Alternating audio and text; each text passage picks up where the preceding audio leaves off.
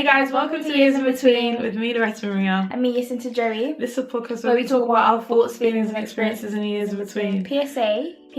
We're talking fast. Because we tried 3 batteries and all of them are flashing low battery. So and can't find the charger. We need to. We've started from the bottom. Don't worry, we'll make it to the top. So when the quality changes during this episode, guys, as you can tell, the quality's changed. The camera battery shut off before we could even just about finish that sentence. But also PSA, my face is oily because I've done my skincare and I want it to look like this, you know? Why not? It's not oily, it's glowing. It's moisturised. But my lips feel dry. Hold on a second, that's not making sense. But like we said, guys, sorry for the quality. Like Cynthia said, you have to start from somewhere. So, yeah. How have you been, my lovely? So, as you may know, if you listened to last week's episode... Did you? Maybe did. I had a really busy week last week. I had 2 weddings, a graduation dinner, a bowling birthday surprise party thing. Plus like my other life regime. So it was quite a busy week for me. I was so tired yesterday, Really? Yeah, that's how I've been. The weddings were both spectacular. Both spectacular. Yeah, fabulous and spectacular. Oh, okay. Spectacular. Both really embodied love. Like it was just such a good environment, atmosphere to be in. Like everybody was just so like joyful, like just so lovey-dovey. And you look good as well on the green. Oh, thank you. The amount of weddings, guys, this girl's been to, mad. Just like in the past few weeks. Yeah, alone. 3. Yeah.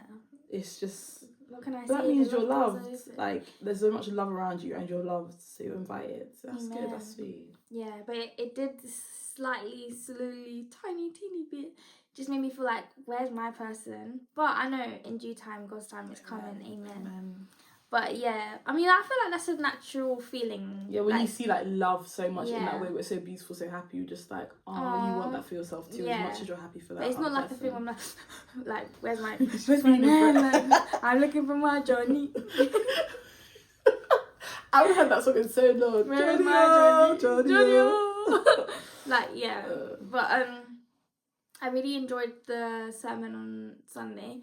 And it was just basically choosing so when you're presented with like conflict, trials and tribulations, we as Christians have the option to praise and to be joyful. Like we have the decisions at hand to choose to either complain or to be joyful. And I've heard it a lot lately when I watch like sermons or podcasts on YouTube. They are like largely speaking about the weighing down that complaining has compared to looking at the things that you're grateful for and choosing to be grateful, choosing to be joyful, because it does so much more for you, not just spiritually but like physically and mentally, compared to complaining and just worrying.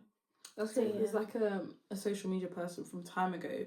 He used to say this quote all the time. I can't remember word for word, but it's like, I think it's like the difference between an adventure and an ordeal is like your perspective or something. Basically, the idea like you can either choose to be grateful or whatever, or you can complain. It's just your perspective and how you approach it, which is so true. Yeah. Like, yeah. So true. So I was speaking to someone that I would consider my mentor yesterday. She said something really profound, and it's really helped me, like, not really like care who doesn't like me, if that makes sense. Not like I was seeking for it, but we just had a really deep conversation. And she was saying one thing, she said, I even had to write it down in my journal. She said the best meals are the ones that are slow cooked. Yeah, and I was like, because I was just talking to her about like my journey in life, etc.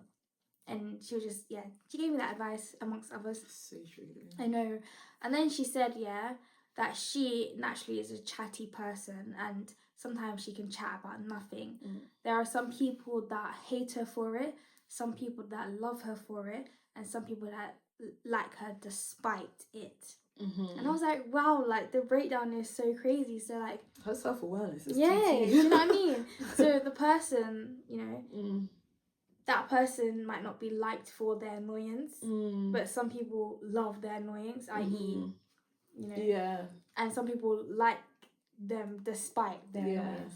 And I'm gonna think like, that's just that's honestly, I guess, how you have friends, how you end up in relationships. Someone, despite something that somebody else could be like, is unbearable about you, a person could not even know that about you. They didn't see that in you, or they can recognize it, but it's like, it's not something that is like so much for them that they can't handle it, and what have you. They'd rather have you in their life than to not have you at all because of that aspect. And that's so true. Whoever your mentor, she's got some words of wisdom. No, honestly, God bless her. God bless her. Yeah, man. Yeah. How was your week? Oh yeah, my week was good. Also went to that graduation dinner with Sintar. What else happened? I don't think much else happened. I saw old friend in like an unexpected place, and it's sort of like, oh wow, it's so nice to see you, like OMG. And yeah, nothing really crazy. Like work is work, got to balance it all. But I genuinely don't remember what I did other than what I've mentioned. But yeah, my week's not been as crazy as. But not too far from me, they started doing the Christmas trees. They started doing the Christmas markets. Are you feeling Christmassy? I wouldn't say normally I'm a Christmas theme, guys. You don't understand. Like she'd be watching Christmas movies in September. Bro, back in the day, like I used to set up the Christmas tree in October. I was like, I still am, but as you guys have mentioned in the last episode, this year has been shambolic. You know what? So even though it's been shambolic, there's been a lot of new births. There's been a lot of new blooms and stuff. So sometimes things have to die in order to grow. Yeah, but when the things are dying, it's not fun. But that's when endurance is built, character is built, and mistakes are learned. Yeah, no, for real. I completely agree. I can always appreciate a whirlwind when there's a positive outcome. But the thing is, I still feel like I'm trying to find.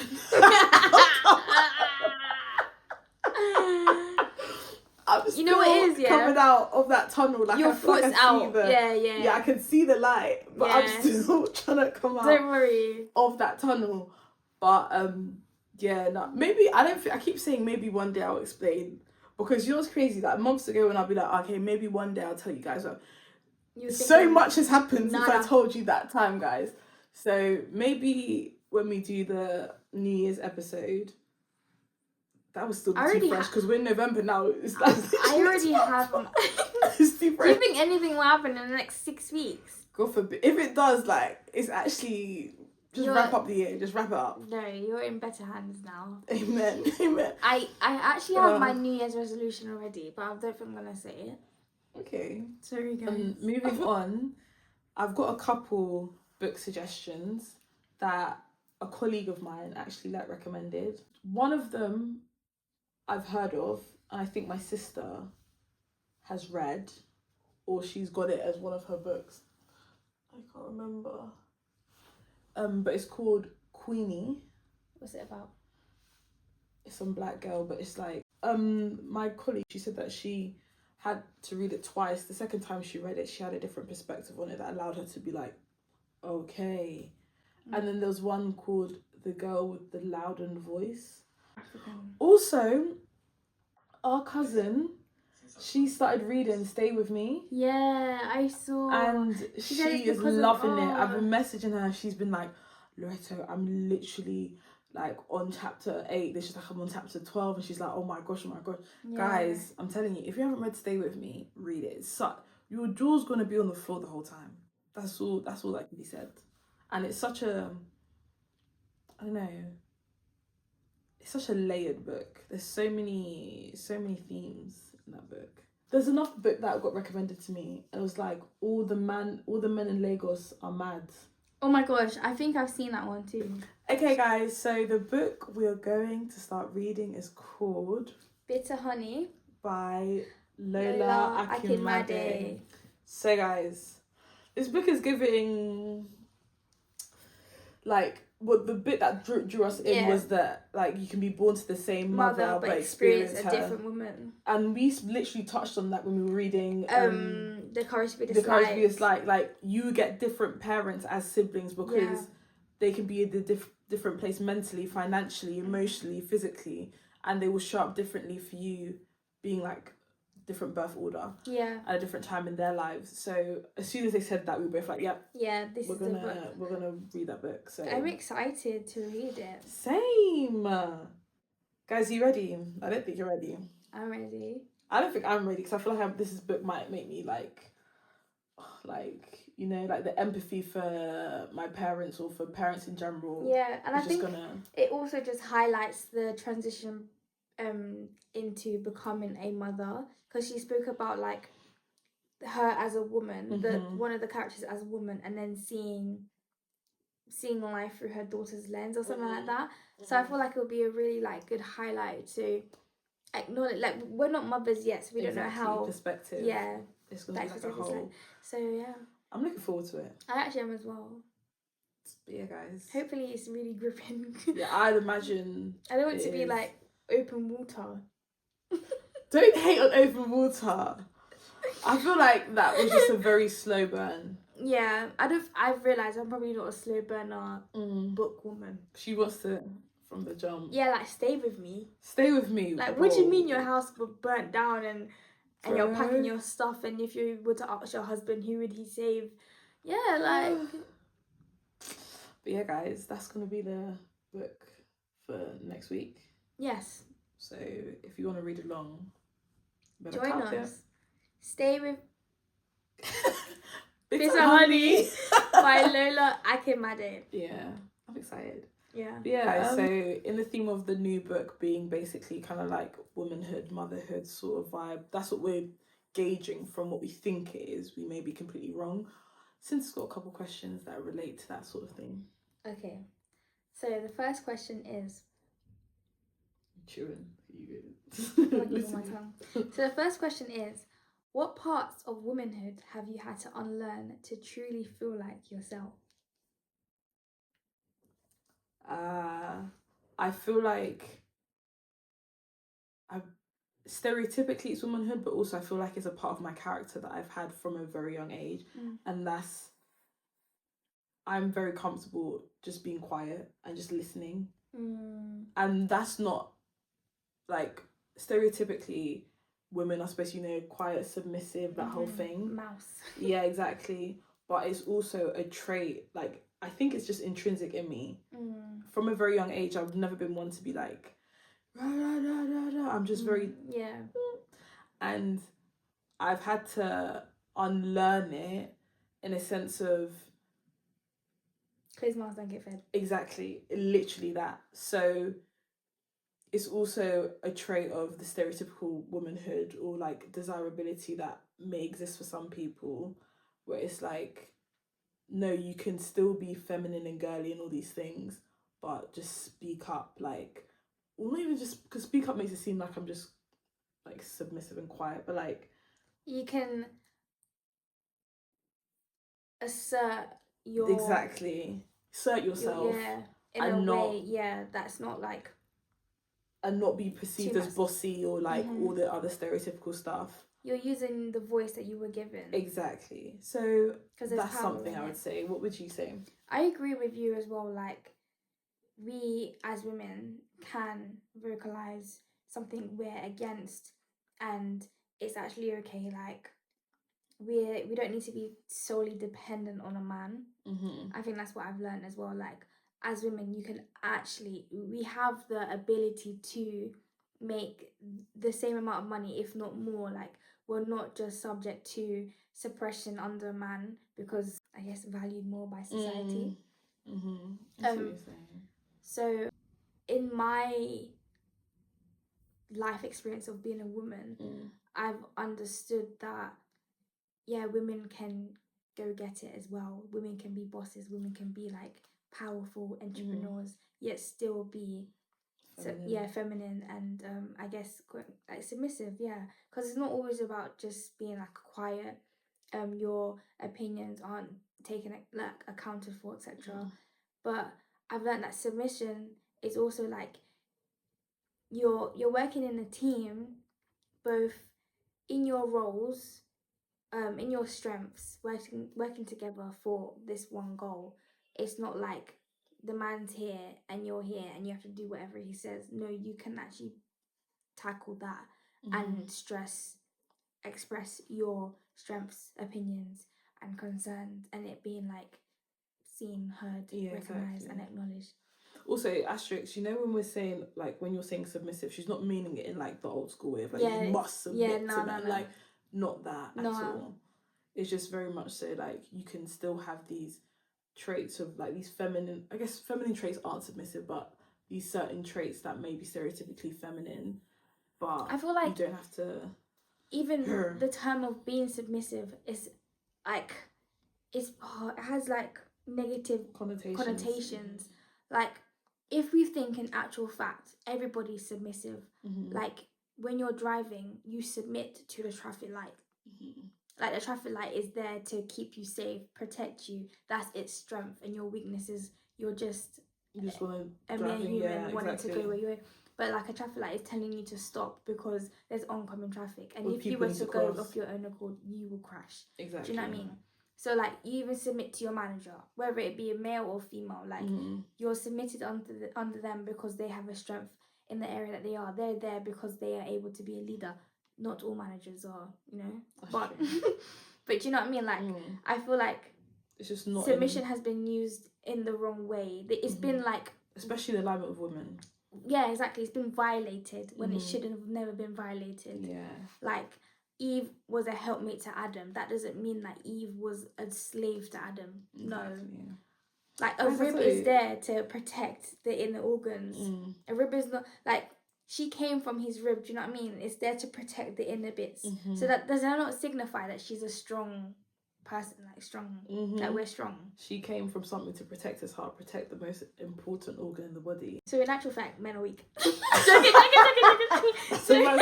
But guys, just from this answer, can you see what I mean when I say this girl eats when she answers questions? Oh. No, like when you're sitting outside, ate them up, left no crumbs. But but yeah, no, like you can still like lean into your femininity. Yeah. And still be powerful. Still be a boss woman. But, so that's what I've actually learned. I've actually learned that. And it's okay. Yeah, it's actually okay. I was gonna say something else, but I've literally forgotten. How do women nurture each other in ways the world often overlooks?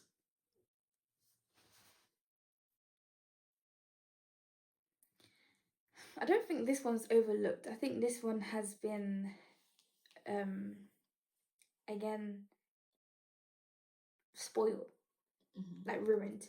But I think it would be the conversations, that the 2-hour phone calls that we have, like the ranting. I think that is a way of like, was it supporting? Nurturing a woman. Yeah. There's like when I was like the sit downs, yeah, like, the sit downs, just a random link up type vibe, and it's just you end up being there for time, and it's just like you leave it feeling so energized, ready to take on the world, and also like you've realized, oh, like I thought my life was burning and crashing and falling, but no, it's okay. You just knew the moment with your people. Yeah, so good. It is so good. I would say, I don't know if it's done as much, but like, because I feel like a lot of things have become individualistic, but I'm just thinking of this post that I saw on social media where these girls were doing their hair in the dorms, like all of them were doing each other's hair. Oh my gosh, yeah. And that is not, I don't feel like as much done when you get into like adulthood. You just go get your hair done and your hair's done. It's just sort of, but those experiences that may have happened, like I remember getting my hair done with my sister, or like my mum doing both of our hair, whatever. Yeah.